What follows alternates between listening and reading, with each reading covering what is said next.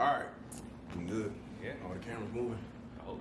Okay, cool. So, first interview at More Art, More Life. My name is Chris, one of the co-founders of the space. I'm here with DJ Twane Fresh, or I typically refer to him as Twane because we know each other in real life. So, I don't actually know DJ Twane Fresh, right? I was hanging out with my girlfriend yesterday, and I was telling her what I had to do today, and we doing this interview and stuff, and she asked me, what am I gonna ask you? And I was like, I didn't really think about that beforehand because, you know, sometimes you have friends that do things outside of what you know them to do, right? And you don't realize, like, this person that I know has an identity aside from who I know them as. So, like, I know Twane as a reliable friend, a trustworthy person, a person who we've done a lot of things together. We met in college, we ran orgs together, we threw parties together. We did a lot of things together that had absolutely nothing to do with DJing music, any of this, you know, that you do now. And so while I know Twane the person, who is DJ Twane Fresh? I guess that's an interesting question. I feel like they're the same person. You know, like the way I DJ and throw parties is the same way that I just like am in general. Like I think that black people should just be able to have fun, and I think parties are a great way to do that. So I just like to, you know, I like throwing parties more than like DJing, if anything, because I feel like they're one and the same. Like, I'd like to play music that people can dance to, can have fun with, that reminds them of their childhood or this, that, and the third. And anything that makes people happy, makes people want to dance, have fun, sing, etc., is what I like to play. And therefore, I feel like it's not like very different than just how I am in general, if that makes sense. Okay, I like that because that actually flows perfectly into my next question. When we had an event in here last week, and I was telling people, you know, how good of a DJ you were and how I had never been interested in listening to sets or, you know, mixes like that until I started hearing you DJ. And I was telling people the irony of the first conversation I remember us having, which was on campus at Michigan. We were in Trotter. And this was like 2021, I think.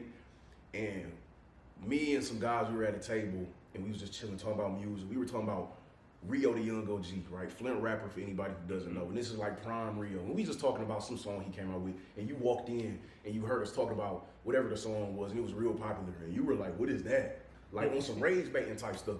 But I didn't really know you like that. So you came in, you was like, who is Rio the Young OG? And I was like, what do you mean, who is Rio the Young OG? And you was like, rap music. Like, you was making fun of like us for listening to rap music. And I was like, okay, I'm gonna either be super cool with this dude or I'm really not gonna like him. Cause one, I liked how you came in and tried to rage bait us, right? Because I'm the same way. But the way that you were talking about the rap music and like you don't really like that, and you was joking, but it was still funny to me in that moment. And now coming full circle, now you're a DJ. Yeah. And so speaking of, you know, just that joke of, you know, what is rap music and where did you get your music taste from? Like growing up, was it hearing your parents play music in the car? Was it you discovering music on YouTube, or was it grandparents' music? Where did you get your music taste from? It's literally all the above. Like, I feel like I don't play, like I would call myself like an open format DJ or like a multi-genre DJ where I don't play like only hip hop, only R&B. Like, you listen to any of my sets, it's all over the place. So I definitely got a lot of inspiration from my parents, my sisters, my grandparents, and that's gonna be a lot of like your R&B, your older hip hop, some pop music, some rock music, even. My godmom is Jamaican, so like a lot of the Caribbean influence that I have is from her and her family. That makes sense. So it's literally all over the place. Like, and then also like as I just have become a DJ, I've expanded my music taste because I'll find a random song, a random genre that I had never heard of before, and I just think it's fun to like play, and therefore I'll just keep playing it. Like Jersey Club, for example. Jersey Club had a bigger moment, like maybe like 2-3 years ago, but that's one of my favorite genres to play, and club music in general. So whether that's Jersey Club, Philly Club, Baltimore Club, etc., which are all the same family, but anything that's fun and I think is danceable is a great time to me, and I love to both play them and just like if I'm in the car, everything I play is what I'm listening to in the car, so all over the place. But my music taste is a melting pot, I guess, from like all the influences of everybody I've ever met and random songs that like we were just talking about Rio. I didn't know who Rio was at the time. Like, I'm not lying, but now I do, and I have a good amount of his music that I play because I know people fuck with it. Even if I know, like me personally, like I might not be bumping this in the car, I know that okay, such and such is here, and they probably want to hear your song. Like that's another thing. I'll curate to like who's there. Like if I see people that I know and they like jazz, I might throw some jazz and I might throw a little bit of extra Beyonce in for XYZ person. So it's all over the place. Okay, and so you touched on two things that I put a pin in them. You talked about your music taste and how your music taste is this melting pot of your family and what you heard around you, and then you also talked about how the stuff that you play is a lot of the stuff that you listen to. But then you also went back and said, I curate what I'm playing to the people who I'm seeing in my audience, right? And so when it comes to being a DJ, I think that a lot of people tend to construe their enjoyment for music, or I listen to music all the time, and I love music, and they think that means that they can be a DJ. And a funny story about that, you probably remember, we were at an event, right? We were helping to set up, I won't get no details, but we were setting up the party, and the DJ was, you know, playing a mix, and he played Jesus Walks by Kanye West, and then he transitioned into Hot Girl Summer by Meg Thee Stallion, right? And we looked at each other, and we was like, you know, what's going on, right? So what, in addition to being able to curate and being able to look at the audience, sense the vibe, and play based off the energy, what are some of the other prerequisites for being a good DJ? I think for me personally, I think the most important skill that a DJ can have is just like song selection. Like being able to mix well and do crazy transitions and this, that, and third, and all these effects is great, and that definitely will like elevate you. But I think if none of that matters, how good you're like at the technical part of DJ, none of that matters if you're not playing the right song at the right time. Like what you're saying, like Jesus Walks, for example. In the right scenario, that would be a great song to play. Where we was at the barbecue. No, it wasn't necessarily right that day. But like, so that song. So it's not necessarily to say like, oh yeah, these songs don't work. I play it like if people know, especially like recently, like I'll just play any random song that I can think of. But at the same time, you just have to know or trust that the crowd will like it, will mess with the songs that you're playing, because if they don't, like you could kill the dance floor very easily. You can easily make people be like, what was that? Right. And that could be the thing that makes somebody cancel their Uber or go sit down and not come back, you know. So like, because sometimes once you lose people, you don't ever get them back. So I think song selection is like the most important thing if you're like a DJ. And also with that being said, not just like what you like, but you have to be able to play what people want to hear. Like you don't have to only play what they want to hear and just take requests all night. But if you're not playing nothing, like if you just played 10 songs and you saw nobody dance to them, you probably need to switch something up. Like you can't just be mad at the crowd the entire time because they're not dancing what you're playing. You need to adapt to the crowd. Okay, I feel that. Yeah. And so with that,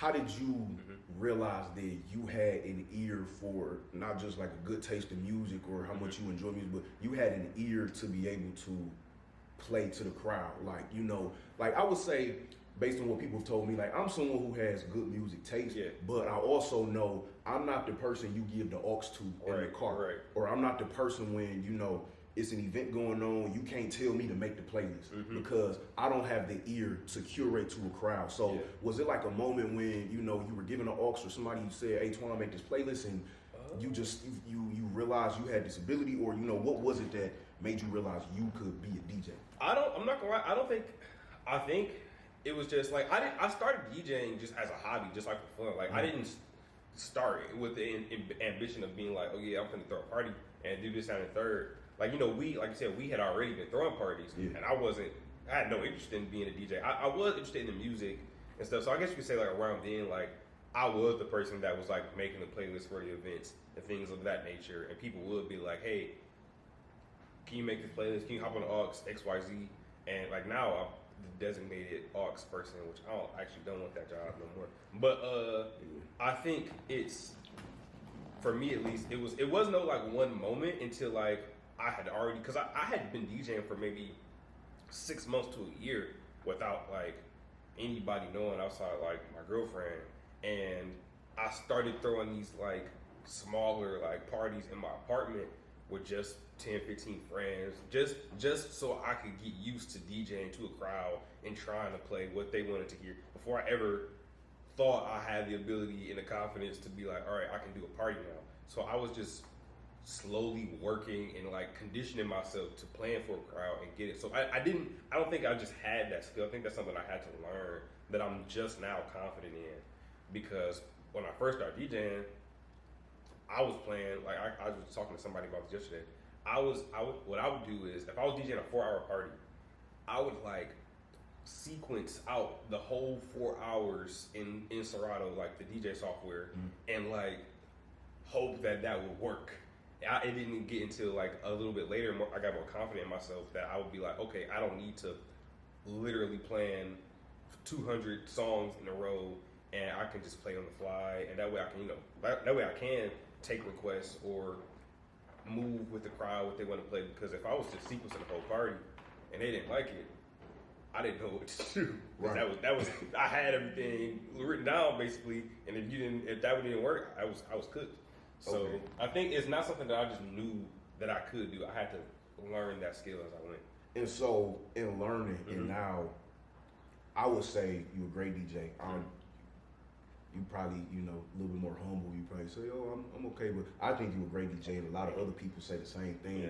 How much of it is the art, where it's like, it's the ear, it's the intuition, it's what you're feeling, versus the science, where like you spoke on the technical aspect. Yeah. How much of it, like, is there a ratio? Is it just based on where you at? Is it based on, does the crowd like what I like, or is it something different? How much of it is the art versus the science? I think it depends on like the archetype of the DJ. Like how I was saying, like I'm an open format DJ, so I play any genre. So I think with that, it is pretty much all the art and all of the curation of the songs and finding and the crate digging to be like, oh, this dance hall song would go great with this Megan Thee Stallion song that just dropped last week, or things of that nature. So like that's like what I think I excel at. But if you're like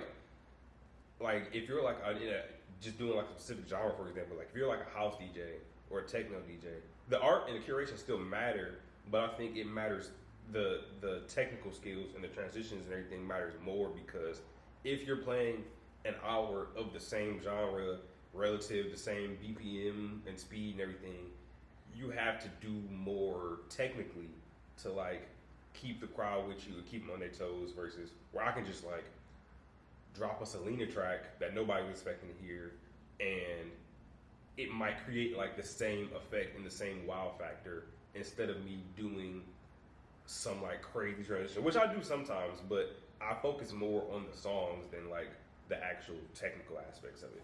Okay, and so like, let's say I was an up and coming, I'm trying to become a DJ, I'm trying to learn.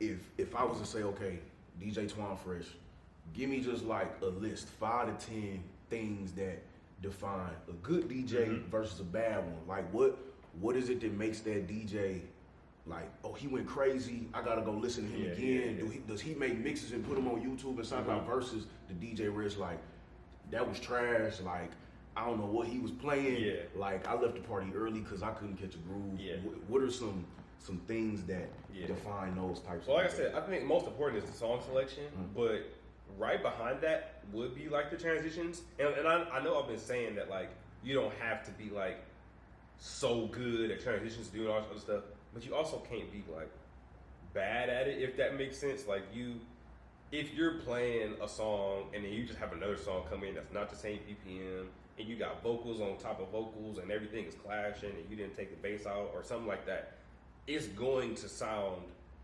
jarring, for a lack of a better word. Yeah. And that's what'll kill people. Because I feel like most people, like in like just the general audience, they're not necessarily looking for or recognizing like, oh, this DJ is so great. But they will notice when a DJ is bad, for lack of a better word, or they just didn't have a good set that day. So definitely making sure your transitions are at least decent. I would say figuring out how to like curate a vibe. I know people like to say like tell a story while you DJing, and I don't necessarily agree with that, just because that doesn't, personally to me, that doesn't make sense. Like telling a quote unquote story, but at the same time you have to be able to curate a vibe and make it so that people will remember certain things or take certain things away, whether that's like, oh yeah, you're playing a whole lot of this artist that they like, or you're playing this genre that nobody's expecting here, or this thing that's real hot and popular at the moment. So definitely being able to do that. I think also like something that I should excel at is like MC skills. If you're not like have your own MC there, like being able to hop on the mic, and also simultaneously knowing when to like not be on the mic. Because I know me personally, I go out sometimes and it's a dude on the mic the entire party yelling at us and telling us XYZ, and I want to hear the music. Like I'm going out to hear the music. Like it's good to have an MC, but at the same time, if the MC is, if I hear him more than I hear the whoever song it is, right, that's not gonna help nobody. I'm trying to think. Other than that, I think just having like something that's like a low-key underrated and that I struggle with at first is having like good quality music. And I literally mean like the quality of like the files or whatever, because if you have like some crazy song that you just like ripped off YouTube yesterday, which I get, like at the beginning of my DJing, that's what I was doing, that's how you get music.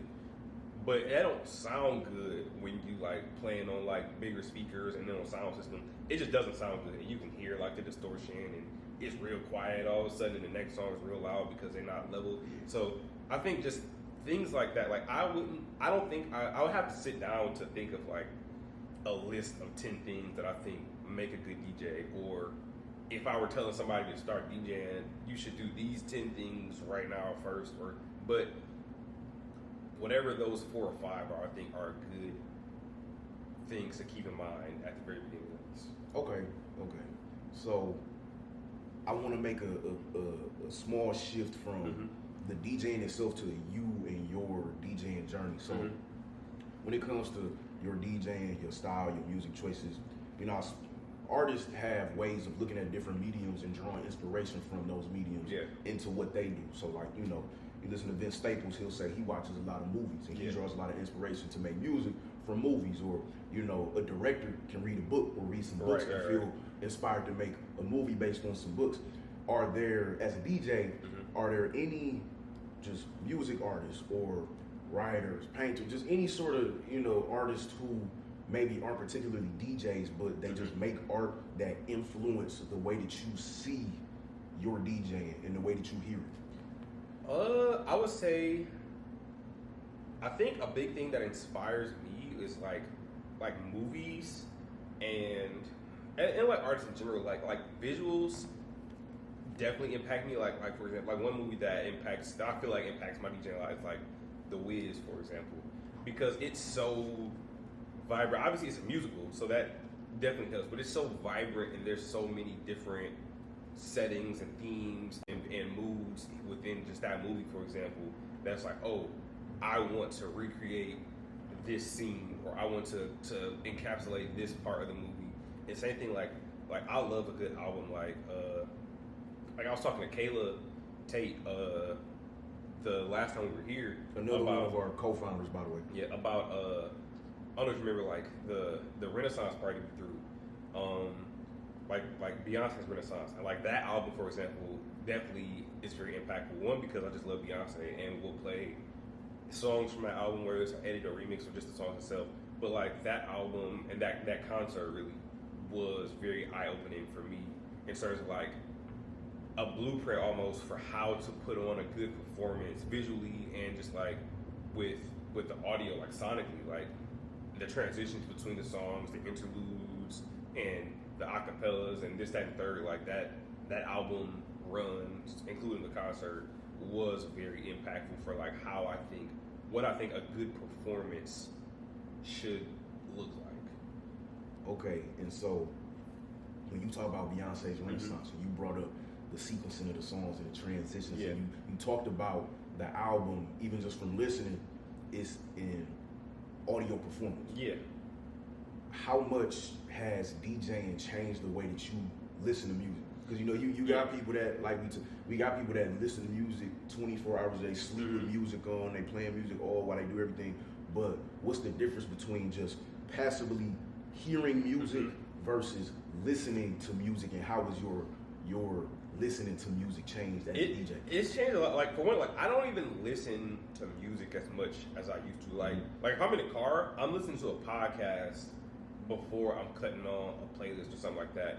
For the most part, just because I hate to say that I get like sick of music at certain points, but like it's different now. Like, my relationship with music has changed. I'm never listening to it more like as I'm DJing or as I'm prepping or finding music to play. Like that's my purpose. Is like, oh, I'm about to go find songs to play for this party. So I listen to music less, just like for fun than I used to. But I think also like I'm listening different to see like, oh, that's a great song that I should play. Like whereas like, oh, this is just a good song that I like and I can add to my playlist.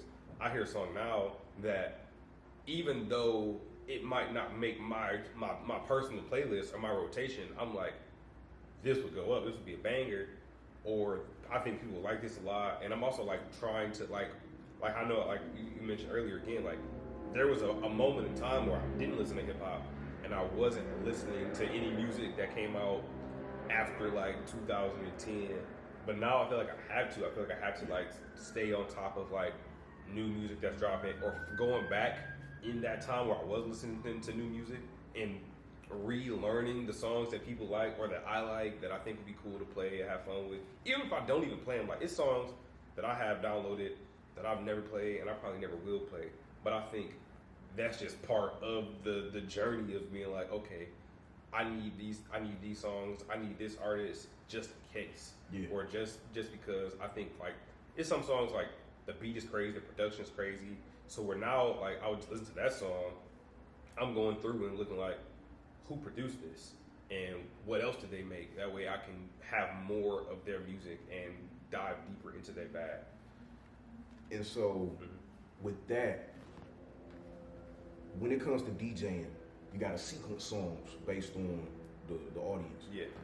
But then we have mixes, which is an entirely different thing, right? When you're taking two songs and you're combining instrumentals from one song and the acapella from another song. One of my favorite mixes that you did, I was listening to the late night R&B mix I think you got on YouTube, and I screen recorded it as its own like separate song. It's you took the vocals from Luckily I'm Having, Don Tolliver and Tizo Touchdown, and you took the instrumental from So Beautiful by Music Soul Child, which Music Soul Child is like one of my favorite artists ever, and Don Tolliver is at one point he was one of my favorite newer, more contemporary artists. And so, how do you hear when you make mixes? How do you hear two songs and you can feel or just know, okay, I can take the vocals from this and the instrumentals from this, or vice versa, and you know that they mix? Or is it that you don't know and you just sit in your room trying stuff and then you have a moment it's like, boom, that shit right there? It's a combination of both. And I do have to say first, that specific mix that you're talking about isn't something that I did on the fly. That's something that another DJ and producer, I think his name is Uncle Kizzy. I'll send it to you after this. But like in general, I think like you don't know. Sometimes you know. Sometimes it's easy to just be like, oh, these songs are the same BPM and they're the same key, or like they're like around the same BPM, same key and everything, and they just might work together. But I think in general, like on the fly, you don't know, and that's part of the fun. Sometimes it don't work. Sometimes I play stuff and I'm like, that don't sound good, and I just gotta get out of it real quick. Or you'll be like, oh, that sounds great. And it's kind of just like something that like you just have to practice. You just gotta like get in the lab and be like, okay, I just want to try stuff. Like I might be doing like an Afrobeat party, for example, and while I'm prepping for it, I'll be like, okay, I know this is Afrobeat party, but also know everybody here maybe isn't African. They just are here for the vibes, or they might just be here to come support me. So I'm going to figure out how I can like weave other stuff that people do know. So I might throw a J. Cole verse in the middle of the song because I know that It's even like though you don't bring the different audiences together. I know that you don't know this song that I'm playing right now, but you know Wet Dreams by J. Cole word for word. So I'm gonna throw this in because I'm like, all right, this will captivate both audiences. Like I don't want people to feel excluded, I guess, even when I am doing like a specific type of genre party or something along those lines. I don't want people to feel excluded. I want everyone to be able to enjoy themselves and feel seen, I guess, if that makes sense. So it's important to me to be able to just kind of intertwine different vibes and different genres into each other. And does that ability come from, and it's actually a question I have to build on that, because I resonate with that a lot. Yeah. Like before, it's only in really recent times where I've been exploring music, different parts of the diaspora. Right. Like I grew up, my dad is a hip hop head, so that's always been my number one. Like that's what I feel in my soul. My mama never listened to rap. Like she was R&B, she's house, like she liked that type of music. Yeah. And so when it comes to being cultured as a DJ, not just a DJ, but a black DJ who mostly DJs for black audiences, and like you said, not just like black American audiences, or just not just these Detroit-based audiences, but you talking about these melting pots of different audiences who want to hear Afro beats or dance hall, or they want to hear hip hop, they want to hear R&B, neo soul. How important is being cultured to being a good black DJ for the black audience?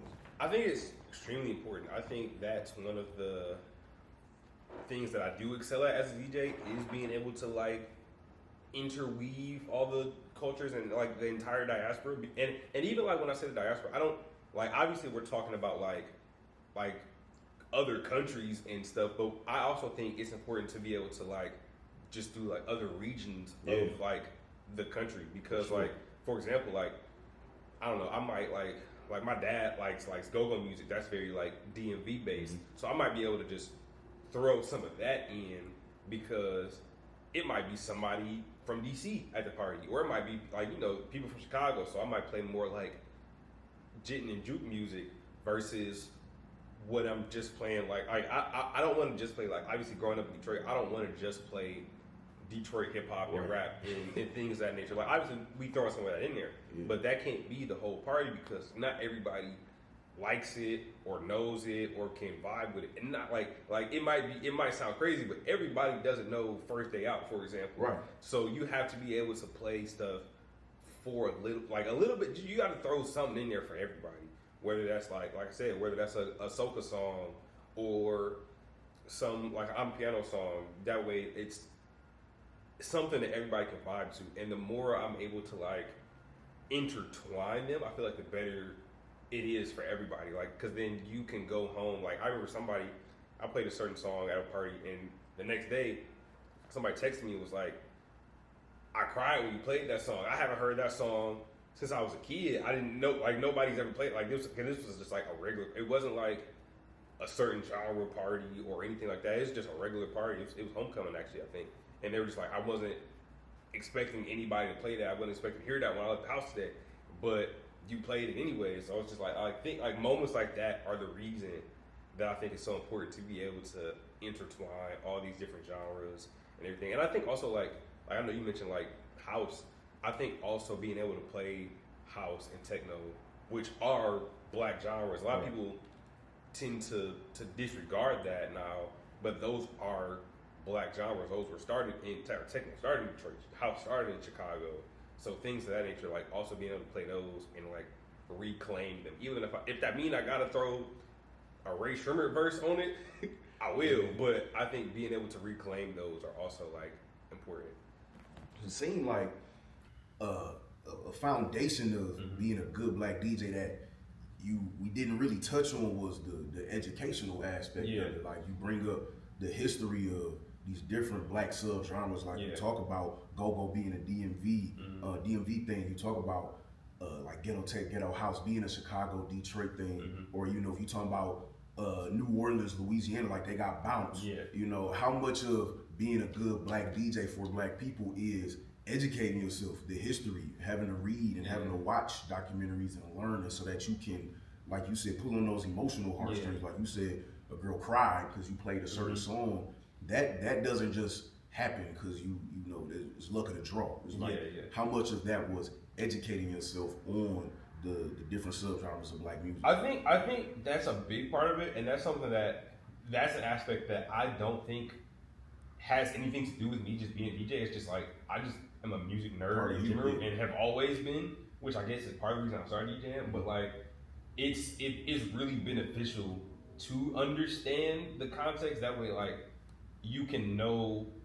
Like it's easy to know just like a song is really popular or a genre is really popular. Like I know you just probably like Know the Bounce, which has been and for at least the last year and a half has been like really popular and trendy. Everybody tripping out and everything. It's all over TikTok, et cetera, et cetera.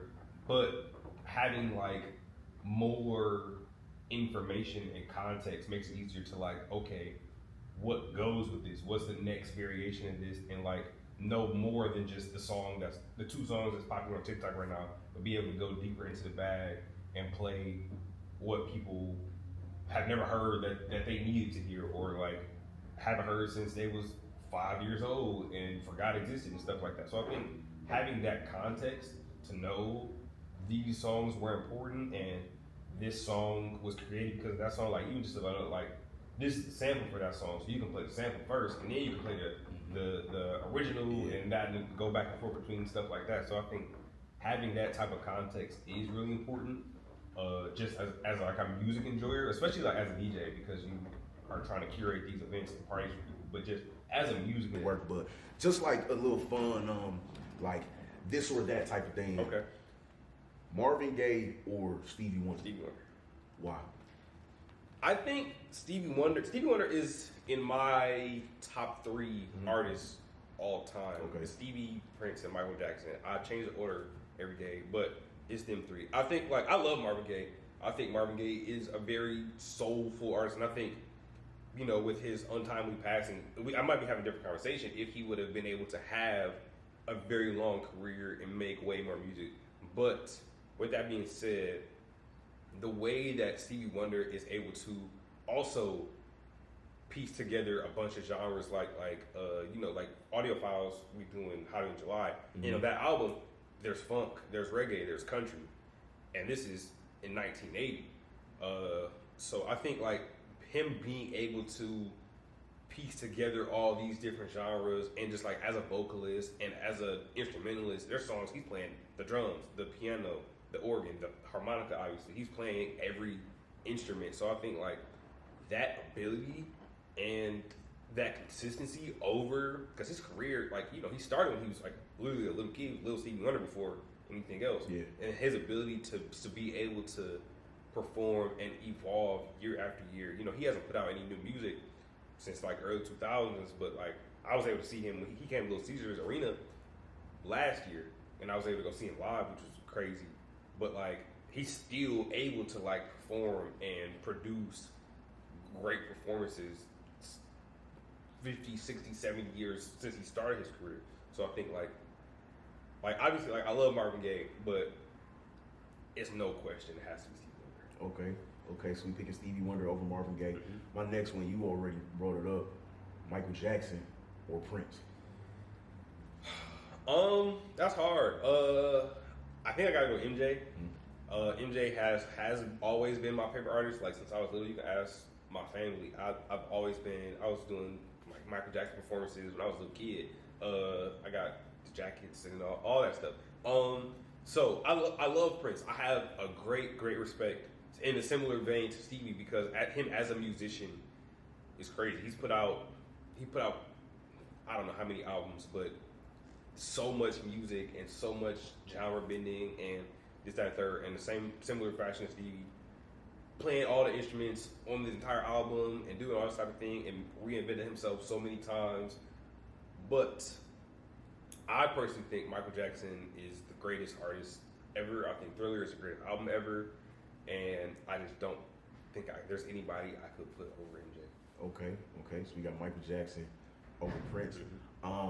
A newer thing that just popped in my head. I don't know how familiar you are, but we just gonna see. Okay. For sure. We'll edit that. For sure. We'll edit that. I was thinking about like two artists who have just not dropped albums in 300 years. Okay. Rihanna and Anti, and Frank Ocean and Blonde. Mm-hmm. You familiar with those? I'm familiar with both of those. Okay, good. Which one? Blonde. Okay. I think I love Rihanna. I love Anti, but Blonde was like in my rotation for a while. Like when I'm thinking of like my freshman sophomore year of high school, I was listening to Blonde like the entire like front to back almost every day at certain points where I never really got like I'm a big fan of Rihanna and I respect Rihanna's art a lot, but I was never really in my Rihanna bag to the point where I was like, she was never in my daily rotation, especially not like as an entire album. But Frank Ocean and Blonde specifically was. So I gotta go Blonde. Okay, I definitely agree with that one. Blonde, I played Blonde every day for probably 2 years. Anti was up there for me too. Yeah, but yeah. Frank Ocean, like you said, that was in my rotation daily for like almost all of high school. Yeah. Let's talk about genres. So, soul or funk? That's hard. I say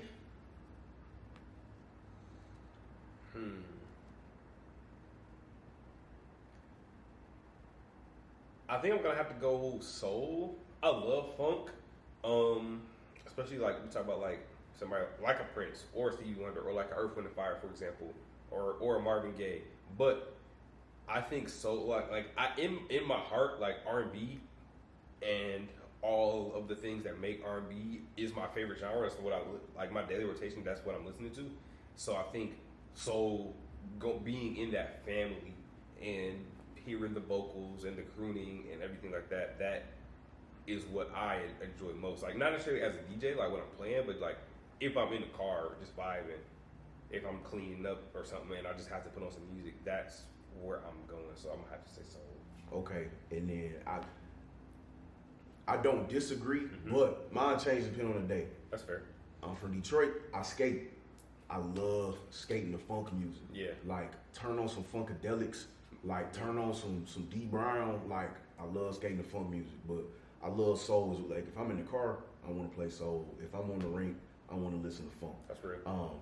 If we talk about groups, right now I don't have an either or for this one. Okay. I want to ask you because you said Michael Jackson be your favorite artist of all time. Yeah. You said you think Thriller is the best. Is Thriller your favorite album too, or you just think it's the best? I don't know if I could give you a favorite album, Really? but I definitely think it's the best. Okay, so you got Michael Jackson's favorite. You think Thriller's the best.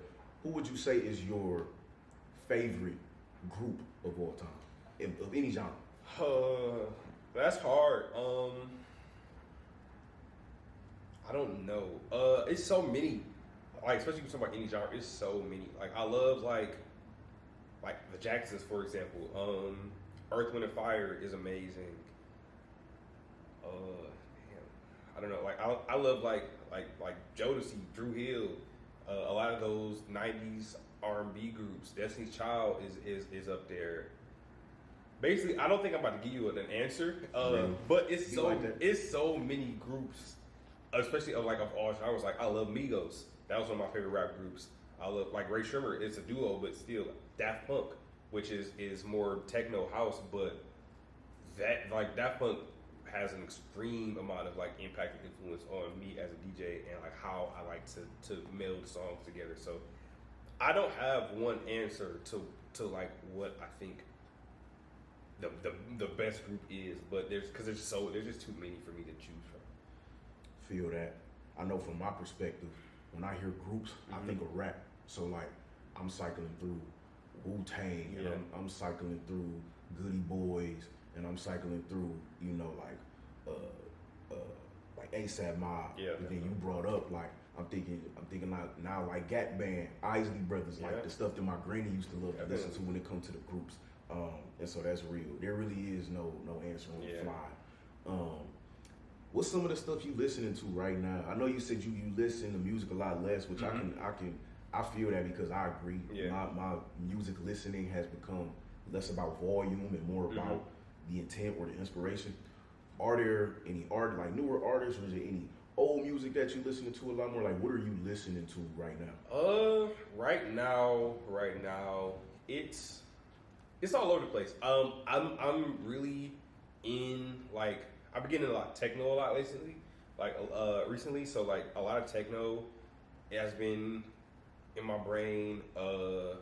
I've been trying to like get a grasp of like the modern day like pop scene. So artists like a Pink Panthers, for example, has been playing a lot. El Mean, who I'm going to see in concert on like I think Thursday, who is a newer R&B artist out of the UK. He's like really good, great vocals, very like soulful. I think you would like him. I don't know, like soca and bouillon, like these Caribbean genres that I'm like starting like to get a better grasp at and learn because they're just fun. It's like like anything that's like danceable, I love, and anything that's just like vocally up there is in my daily rotation probably. And I've also just been listening to a lot of like Stevie Wonder lately and Michael Jackson. I haven't been able to. I don't want to necessarily avoid Michael Jackson, but with the movie coming out, I haven't been able to avoid Michael Jackson because it's just been so much. So I've been listening to him a lot more lately as well. So just, I guess like all of those. Okay, and then my last real question that I have from what I need to know is, I listen to a lot of albums that are where like a rapper might curate the album and produce the album with a DJ slash producer. So like one of my favorite rappers, Westside Gunn, he's done a couple albums with DJ Drama. DJ Drama is the MC through the whole album. Or like Playboy Cardi's album Music, the DJ's name is drawn a blank, so I'm sorry for that, but he was the MC through the whole album. Do you ever see yourself maybe working with like singers or rappers or just music artists in general to like sit down and produce an album like a Pharrell would do, like with the clips or anything like that? In the way of like a Pharrell, I don't think so. Like I think like producing and DJing are two completely different things. And there are some people that are great at both. And like a lot of DJs are great at both. But me personally, that's just not like anything I have aspirations for, at least at the moment, to like get in the booth and start like trying to produce things and like make things for artists. But with that being said, I would love to like find artists or like multiple artists that I could work with on like a mixtape closer to like a DJ Drama is, and like to where like I'm not necessarily producing, but it could be more of like an A&R type thing to where I'm like, oh, I think you will work well with this other producer or this Swiss Beats beat from 2003. You should spit on that or sing on that or something. So I would love to in the future be able to like find artists that I could work with closely to make like a mixtape of some sort, but not in the way of me being a producer, in the way of like a Pharrell or a Timbaland would be considered. Yeah, and I think that with you mentioning that, I think that's part of what producing, this is like kind of off topic, but we just talking about music now. Yeah. I think that's part of producing that gets a little mixed up is a lot of people, and this is not what you were saying, but a lot of people confuse like producing with beat making, or like literally being the person who sits down and makes the music of an album, which that is part of producing, but part of producing is saying you sing, you would sound really good with this beat maker or this producer. Like you rap, you would sound really good on the song with this singer. Like, so I think that would be still considered producing. Like I could see you not per se, maybe not sitting down and like for DJ, not even DJ, but Zaytoven, sitting there playing the piano, making the music, but putting the pieces together. You know what I'm saying? So I think I could see you doing that, and because you have an ear that I like, that's something that like I would love to hear you do that. For like what pieces you would put together, like how you would put together like 8 tracks or 12 tracks on a CD. I know. Shout out to the Ghost producers. I think we're approaching like an hour. Is there anything that you wanted to close with in particular? Any announcements, anything coming up? I definitely you wanted to say or share. I definitely want to hub and talk about Audiofiles, which is the as me becoming like the first artist in residence at More Art More Life. I'm starting basically a music club is how I'm describing it, called the Audiofiles, which is just going to be like listening sessions and breakdowns of an album. Like I said, next Saturday, May 2nd, we're doing Hotter Than July. So we're doing a breakdown, a deep dive into that album, and to talk about like, oh, this is not like, so not only are we just listening to it like as a group, but we're also going to be talking about like, these are our favorite parts, and like getting into like the behind the scenes of like how songs were made, why songs were made, and themes of like, so we're just like having fun conversations as music enjoyers. Like, it's not something for DJs or artists specifically. It's just anybody that likes music, wants to discover music, talk about music, meet like-minded people in that field, and following those listening sessions, I'm gonna be having like DJ sets with like myself and other local DJs inspired by the music. So like we're doing Stevie Wonder inspired sets afterwards, which I think are a really fun way to engage with the music also, because it's hard to find things like that, at least like in the city. Like shout out like Black Gold, for example. I know he has a residency at a Spotlight where he'll do like a night of like Sade, for example, and it'll be not all Sade, but it'll be like Sade and things around that nature and melding them together. But like, so I think having more spaces like that to where you can be like engage in artists or albums or genres in a way that you might not have the chance to do going outside, at least in Detroit. So I think having those will be very fun and insightful for people in a new way to engage with some of their favorite artists or discover artists or albums that they weren't necessarily familiar with before. I like that. So what this is, what it sounds like is this, for all y'all who say you love music, come through, right? Yeah. Learn something, share something, whatever. Like how you said, this is for people who might not be all the way 100% familiar, or their expertise might not be Stevie Wonder. Yeah. Come through and learn something. Like, this is something that's for me. I love Stevie Wonder. I respect Stevie Wonder immensely. I passively have heard and listened to Stevie Wonder just out of enjoyment, but I've never sat down and intently listened to a Stevie Wonder album. So I'm gonna really enjoy that experience of being able to sit with people who are much bigger fans of and who know more about Stevie Wonder than I do, and being able to, I want to know how y'all are listening to Stevie Wonder. What are y'all hearing that I'm not? So that can broaden my horizon and help me. That's part of the education. Like we talked about being a DJ, you got to educate. That's part of my education, right? Of loving Black culture. When is the first Audiofiles event? Yeah, so first one, like I said, May 2nd, which is this upcoming Saturday, 4 to 8 or 9 or whatever time it's going to end. They don't really have an end time for real. But 4 o'clock, we're going to be in this space, listening to the album, breaking it down. It'll be me and my good friend Nina, who's co-hosting with me. And then DJs Ink and Starchild are also going to be doing those sets.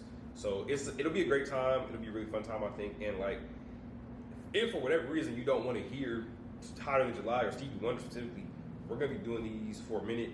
And it's going to be like, each time it's going to be something different. Like maybe one week is going to be like something to do with Beyonce or any different type of genre. So like, and we're still open to feedback. It's a community driven thing. So if you have certain things that you want to see or ideas that you want to take place, if you want to put in the work to make those happen, feel free to like hit me up and we can figure out how to make that happen. Okay, and just so we're absolutely clear, what's the vibe of Audiofiles? Like, do I need to bring my pen and pad?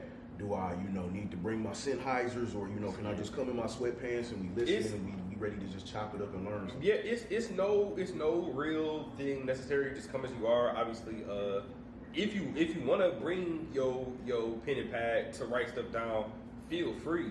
But it'll be it's just supposed to be like a fun space to listen and engage with music in a way that, to my knowledge, isn't really available in the city right now. And like I said, and then have like listen to those sets afterwards. So like, if you want to sing, if you want to dance, if you just want to learn about the music, that's the vibe. It's not. I want to be clear too. This isn't not like. It's not a networking event. I don't want y'all to come and ask people what they do for a living and figure out what they can do for you. It's more of a way to just like meet new people, make new friends, and in the way of this music. And then like we're gonna be doing other things to like socially engage with each other. And like I said, it's a community driven thing. I want this to be and feel like a community. I don't want it to just be like me presenting every week or every meeting and just talking about albums that I like and then we go home after. I want this to be a conversation in a way for us to engage with music in ways that we might not have been able to do before, or at least at this scale yet. So definitely come as you are, come to have fun, meet new people. But I want to be clear, it's like I said, it's not a networking event or nothing like that. I don't want anybody showing up with the intention of just figuring out what's best for them only and turn it into something that it shouldn't. Okay, and then last thing, is there a cost? Is it free $99? Is it $10? Do I need to bring a bottle? Is it like do I need to come in? It is 100% free. No cost associated with these. I'm not saying to bring anything. If you want to bring something, you want to bring snacks to share or whatever. I got it. Yeah, make it part of the. It might be. Is it email? Hey, what's up? What's going on? It is Nina. Sorry, I missed all of this stuff. We're finishing up filming now. How did you get in? This lady gave me her code because she also didn't know how to get in. Okay, that's nice. All right. Yeah, we said it's free. Come as you are. Yeah, right? no cost. Come as you are. You got RSP. Links will be on my Instagram, on More Art My Life's Instagram, wherever on Posh. But yeah, like I said, if you want to bring stuff, that's cool. Not asking anybody to do any of that. Just come to have fun and talking, and that'll be all I need. All right, cool. So it is Sunday. Everybody got stuff to do. I would love to just sit here and talk music with you, but we both got things we need to do before we get ready for Monday. You know what I'm saying? So I'm gonna conclude this interview with my boy Twane, DJ Twane Fresh, and Audiofiles. May 2nd is the first event. We hope to see you there.